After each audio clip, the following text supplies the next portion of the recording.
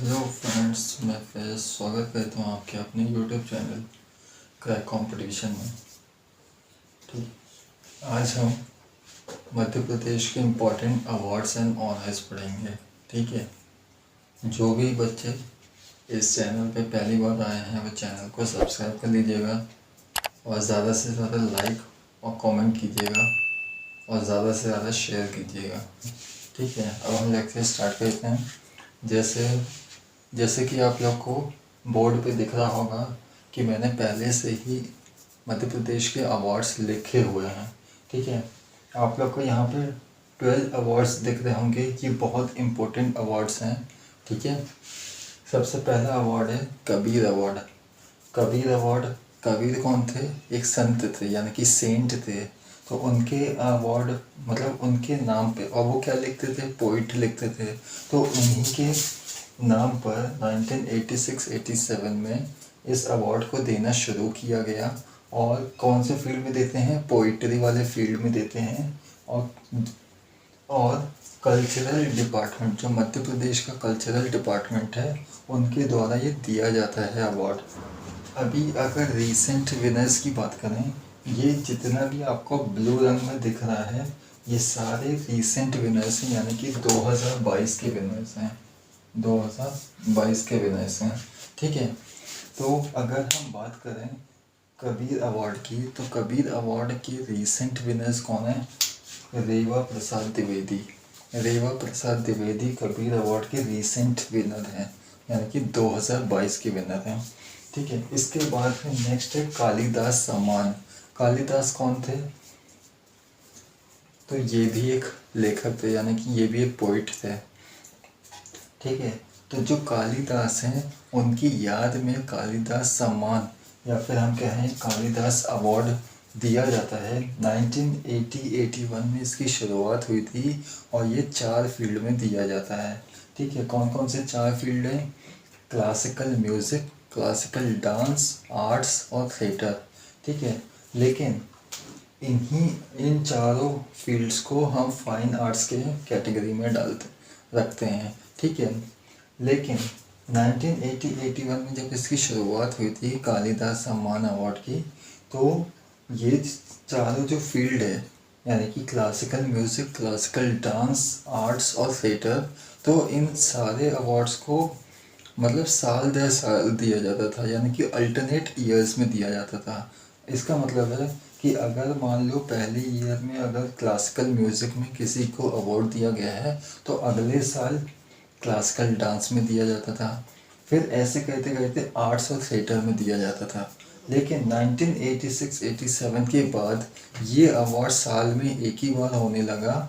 और मतलब साल में एक बार तो होता ही अवार्ड, लेकिन ये चारों फील्ड के जो विनर्स हैं इनको एक ही साल में अवार्ड दिया जाता है। यानी कि मान लीजिए मध्य प्रदेश द्वारा अवार्ड दिया जा रहा है, तो कालिदास सम्मान अवार्ड इन 4 फील्ड में दिया जाता है।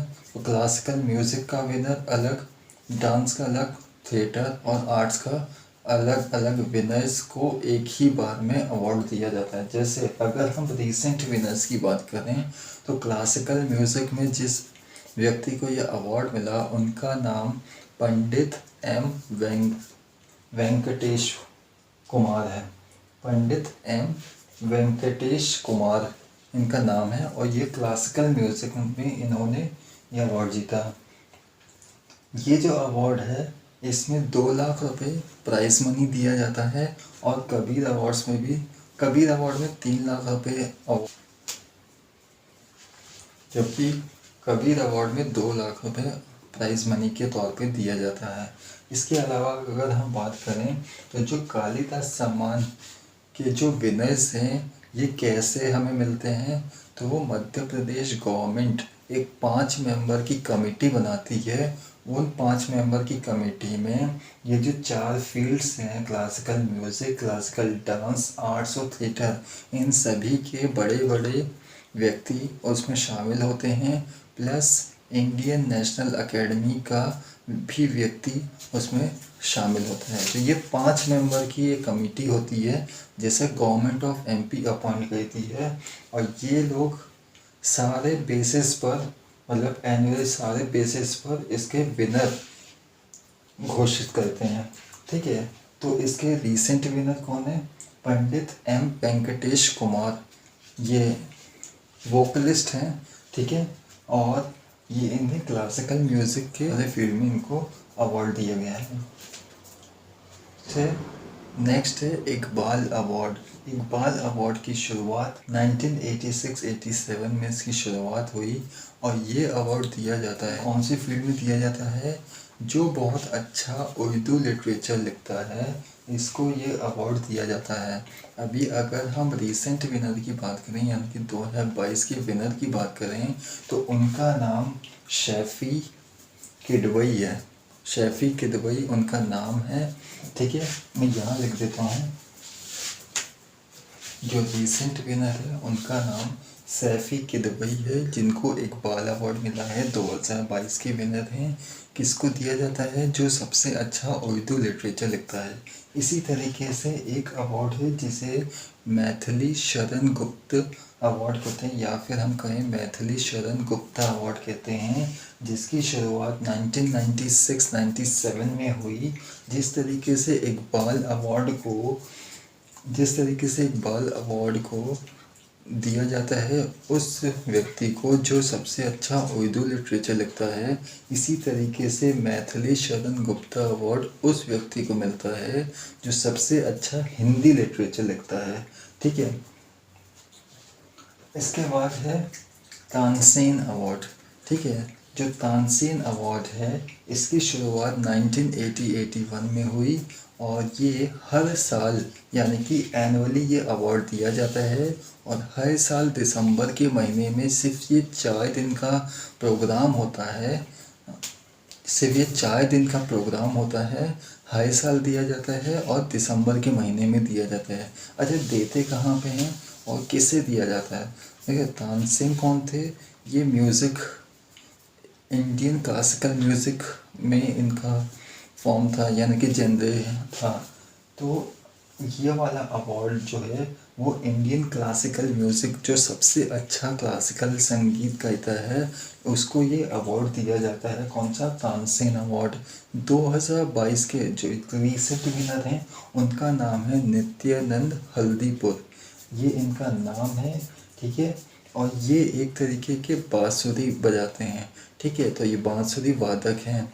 इसके अलावा अगर हम 2022 के विनर की बात करें तो उनका नाम नित्यानंद हल्दीपुर है।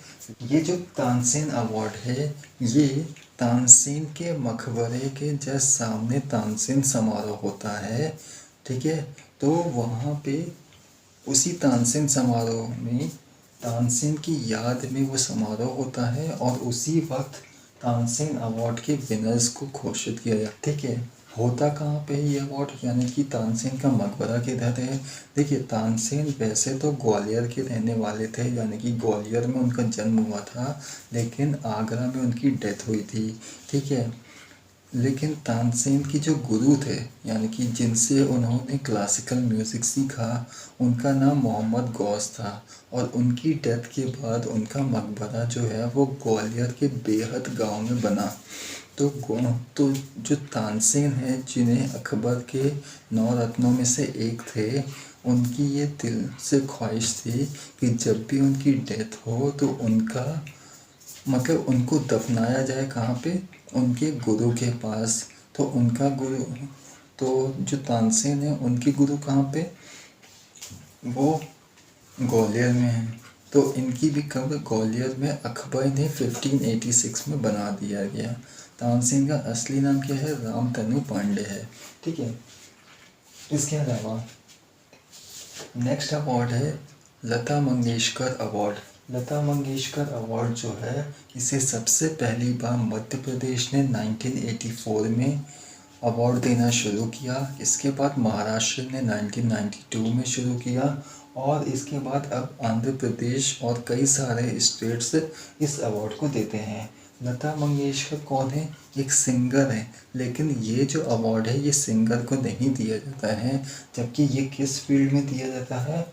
तो ये एक तरीके का लाइफ टाइम अचीवमेंट अवार्ड है। यानी कि मध्य प्रदेश ने तो 1984 में इसकी शुरुआत की, लेकिन जब 1992 में महाराष्ट्र इस अवार्ड को देने के लिए हुई तो इन्होंने लता मंगेशकर अवार्ड का नाम चेंज करके Lata Mangeshkar award for lifetime achievement award कर दिया, यानी कि इसका नाम चेंज कर दिया।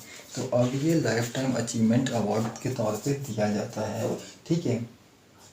नेक्स्ट है नेशनल किशोर कुमार अवार्ड।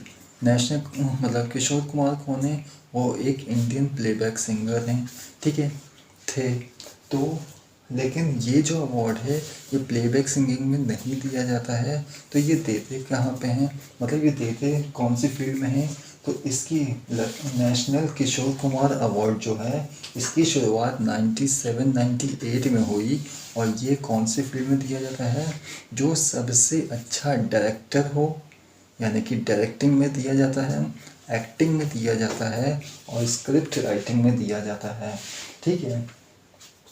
अगर हम लता मंगेशकर अवार्ड के रीसेंट विनर्स की बात करें तो रीसेंट विनर इनके हैं आनंद मिलिंद है जो गाने लिखते हैं, ठीक है। इसके अलावा शैलेंद्र सिंह है और कुमार सानू, ये 3 व्यक्ति हैं, यानी कि आनंद मिलिंद वो साथ में, ठीक है।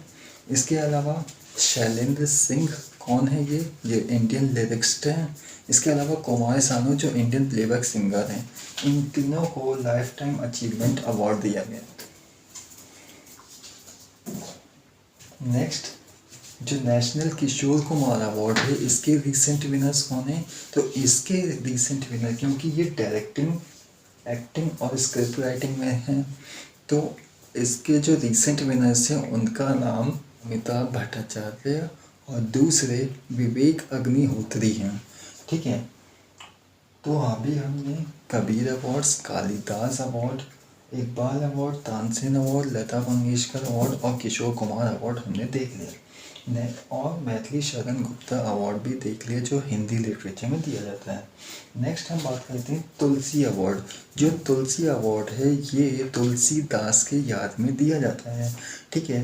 तुलसीदास वही व्यक्ति है जिन्होंने रामचरितमानस की रचना की, ठीक है। रामचरितमानस किसने लिखी है? तो तुलसीदास ने लिखी है, कई बार एग्जाम में पूछा जा चुका है, ठीक है। जो तुलसी अवार्ड है उसकी 1983-84 में तुलसीदास अवार्ड देना शुरू किया, जिसे तुलसी अवार्ड भी कहते हैं, और ये ट्राइबल फोक और ट्राइबल आर्ट, यानी कि ट्रेडिशनल फोक और ट्राइबल आर्ट में दिया जाता है। जो सबसे अच्छा ट्रेडिशनल फोक आर्टिस्ट जो होता है उसे दिया जाता है, और ट्राइबल यानी कि जनजातियों के ऊपर जो अच्छी चित्रकारी करता है उनको दिया जाता है। 2 अवार्ड हैं, एक है तुलसी अवार्ड जिसे 1983-84 में स्टार्ट किया गया, और दूसरा है देवी अहिल्याबाई अवार्ड, ठीक है।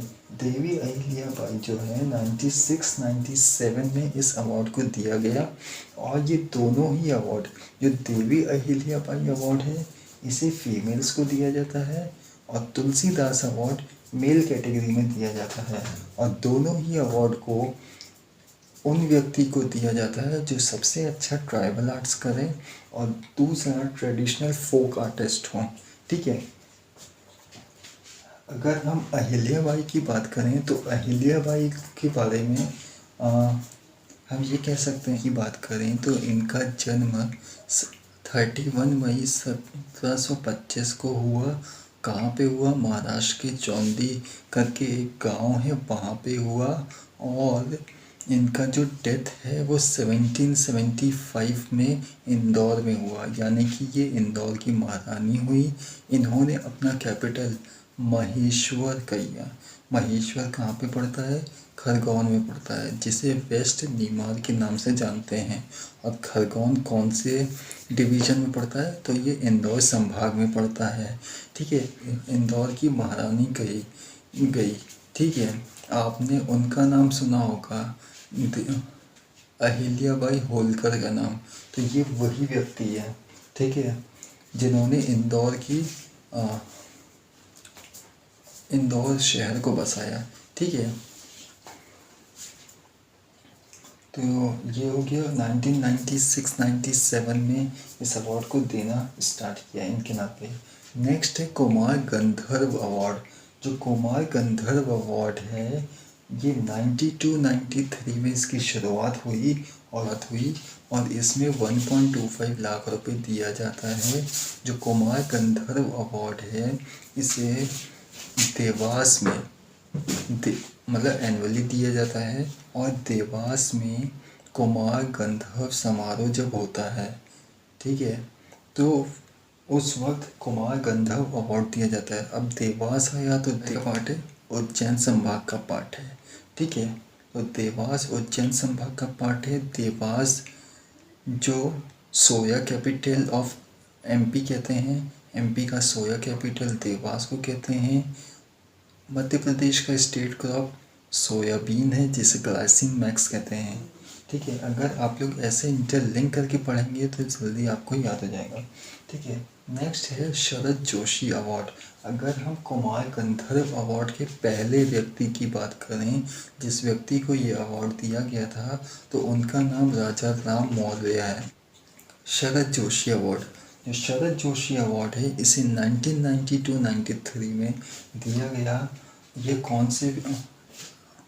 ये किस फील्ड में दिया जाता है? जो सबसे अच्छी रिपोर्ट राइटिंग करता है, चाहे तो रिपोर्ट लिखे, लेटर लिखे, डायरी लिखे या हिंदी सटायर लिखे, उनको ये अवार्ड दिया जाता है। और इस अवार्ड को पाने वाले पहले व्यक्ति का नाम हरिशंकर परसाई है, ठीक है। तो हरिशंकर परसाई ये पहले व्यक्ति हैं जिनको ये अवार्ड दिया गया। कौन सा? शरद जोशी अवार्ड। ये जितने भी अवार्ड के बारे में लिखा हुआ है यहाँ पे उसकी पीडीएफ में आपको कमेंट बॉक्स में पिन कर दूंगा, ठीक है। नेक्स्ट अगर हम बात करें तो दो अवार्ड हैं जो इतने इम्पोर्टेंट तो नहीं हैं लेकिन मैंने क्योंकि इस पर लिख दिया है तो मैं बता देता हूँ। एक है नानाजी देशमुख अवार्ड, एक है कवि प्रदीप अवार्ड। इन दोनों के बारे में ज़्यादा कहीं तो कहीं लिखा नहीं है लेकिन आप लोग को ये पता होना चाहिए कि मध्य प्रदेश में इन अवार्ड्स को भी दिया जाता है, ठीक है। ये इतने इम्पोर्टेंट नहीं है, ठीक है। नेक्स्ट जो अवार्ड है वो बहुत ज़्यादा इम्पोर्टेंट है, वो है महात्मा गांधी अवार्ड। महात्मा गांधी की याद में महात्मा गांधी अवार्ड दिया जाता है। इसकी शुरुआत 95-96 में हुई। इसमें 10 लाख रुपए दिया जाता है, यानी कि 10 लाख रुपीज़ दिया जाता है। और ये किसी पर्टिकुलर पर्सन्स को नहीं दिया जाता है, ये बड़े बड़े इंस्टीट्यूशंस को दिया जाता है जो गांधी के जिस तरीके से गांधी जी सोचते थे या फिलॉसफी उनकी थी, जिस तरीके से आइडियोलॉजी भी थी उनकी, या जिस तरीके से वो सोचते थे किसी भी चीज़ को करने को, तो उस प्रिंसिपल पर वो इंस्टीट्यूशन जो गांधी के आइडियोलॉजी और फिलॉसफी पर चलते हैं, ठीक है, काम करते हैं, उन इंस्टीट्यूशंस को ये अवार्ड दिया जाता है, महात्मा गांधी अवार्ड, ठीक है। इसमें हर वो इंस्टीट्यूशन जो गांधी के आइडियोलॉजी और फिलॉसफी पे चलते हैं उनको 10 लाख रुपए दिया जाता है, ठीक है। नेक्स्ट है राजा मानसिंह तोमर अवार्ड। आपने इनका नाम सुना होगा, मैंने बताया था। तो राजा मानसिंह तोमर अवार्ड में ये भी इंस्टीट्यूशंस को ही दिया जाता है और 1 लाख रुपए दिया जाता है। लेकिन दोनों ही अवार्ड में फ़र्क क्या है? महात्मा गांधी अवार्ड और राजा मानसिंह तोमर अवार्ड, इन दोनों ही अवार्ड में ये फ़र्क है कि जो महात्मा गांधी अवार्ड है ये उन इंस्टीट्यूशंस को दिया जाता है जो गांधी की फ़िलॉसफी और आइडियोलॉजी पे चलते हैं। लेकिन राजा मानसिंह तोमर अवार्ड ये उन इंस्टीट्यूशन को दिया जाता है जो बहुत ही अच्छा काम करते हैं, ठीक है, जो बहुत ही अच्छा काम करते हैं। ये उन अवार्ड मतलब उन इंस्टीट्यूशंस को दिया जाता है। इसमें 1 लाख रुपए दिया जाता है। अच्छा, राजा मानसिंह तोमर कौन है? राजा मानसिंह तोमर वो व्यक्ति हैं जिन्होंने ग्वालियर फोर्ट में यानी कि ग्वालियर के किले में अपनी रानी मृज्ञानी के लिए, क्योंकि वो एक गुज्जर समाज की थी तो उनके लिए गुज्जारी महल का निर्माण करवाया। इसके अलावा इन्होंने अपने लिए मन मंदिर का निर्माण कराया, ठीक है। तो ये सारे अवार्ड्स ये हो गए 12 अवार्ड्स 13, 14 और ये जो ए और बी करके लिखा है, तो ये टोटल 15 अवार्ड्स है जो बहुत ही ज़्यादा इम्पोर्टेंट है मध्य प्रदेश के दृष्टिकोण से। ठीक है, इसके अलावा जो आप लोग अवार्ड सुनते हैं, राजीव गांधी खेल रत्न अवार्ड, आईसीसी अवार्ड, तो वो होते हैं इंडिया लेवल के हिसाब से। अब ये अवार्ड्स तो बहुत इम्पोर्टेंट है। ठीक है, इसके अलावा गेम्स में भी अवार्ड आते हैं। ठीक है, जैसे एकलव्य अवार्ड, द्रोणाचार्य अवार्ड, जैसे कोच को दिया जाता है, तो वो सारे इंडिया लेवल के हिसाब से हैं। ठीक है, तो एमपी के जो भी विनर्स होंगे, जब मैं आपको इसकी पीडीएफ दूंगा तो नेक्स्ट में मैं आपको इंडिया लेवल के हिसाब से जितने भी अवार्ड्स हैं उसके जो विनर्स हैं, रीसेंट विनर्स हैं, उनकी भी पीडीएफ दे देंगे। ठीक है, तो उनके भी नाम उस पीडीएफ में लिख कर कमेंट में पिन कर देंगे। ठीक है, तो आप वहाँ से डाउनलोड कर लीजिएगा। ठीक है, तो ये है एक छोटा सा लेक्चर मध्य प्रदेश के अवार्ड्स के बारे में। आप लोग इसको पढ़िएगा, ज़्यादा से ज़्यादा शेयर कीजिएगा, पसंद आए तो लाइक कीजिएगा, कमेंट कीजिएगा और चैनल को सब्सक्राइब कर लीजिएगा ताकि, और इसके बाद मध्य प्रदेश का सबसे इम्पोर्टेंट जो चैप्टर है मध्य प्रदेश के डिस्ट्रिक्ट्स के बारे में, यानी कि डिटेल व्यू, वो मैं आपको बताऊंगा। ठीक है, और वो मध्य प्रदेश का सेकंड लास्ट टॉपिक होगा और उसके बाद मध्य प्रदेश के किलों के बारे में बताएंगे। तो यानी कि कुछ ही टॉपिक्स बचे हुए हैं जो इम्पोर्टेंट है, जो आता है एग्ज़ाम में बार बार। ठीक है, इसके बाद अगर आप लोग चाहो तो मैं इंडियन हिस्ट्री, यानी कि इंडिया के लेवल पर मैं हिस्ट्री स्टार्ट करूँगा। जैसे मैं बात करूँ दिल्ली सल्तनत की बात करूँ, जो अपना इंडिया, आपने सुना, पता होगा आप लोग को कि जो इंडिया की जो हिस्ट्री है वो 3 पार्ट में डिवाइड होती है। एक होती है एंशिएंट हिस्ट्री, जिसे पौराणिक इतिहास कहते हैं, एक होता है मिडीवल हिस्ट्री और एक होता है मॉडर्न, या एक होता है मॉडर्न, जो इसमें गांधी वाला एरा होता है। तो आप लोग मुझे बताइएगा कमेंट सेक्शन में कि इंडियन हिस्ट्री में आप लोग को दिल्ली सल्तनत स्टार्ट करना है कि मॉडर्न हिस्ट्री स्टार्ट करना है। यानी कि दिल्ली सल्तनत के बाद ही मिडीवल आएगा, मिडीवल हिस्ट्री में ही दिल्ली सल्तनत आएगा और फिर मुग़ल काल आएगा। आपको ये स्टार्ट करना है कि नेक्स्ट मॉडर्न हिस्ट्री। ठीक है, जो गांधी वाला पीरियड है, गांधी नेता, वो स्टार्ट करना है। तो आप लोग मुझे बताइएगा, ठीक है, कमेंट सेक्शन में। तो ये है सारे अवार्ड्स, और पढ़ लीजिएगा। ठीक है, थैंक यू।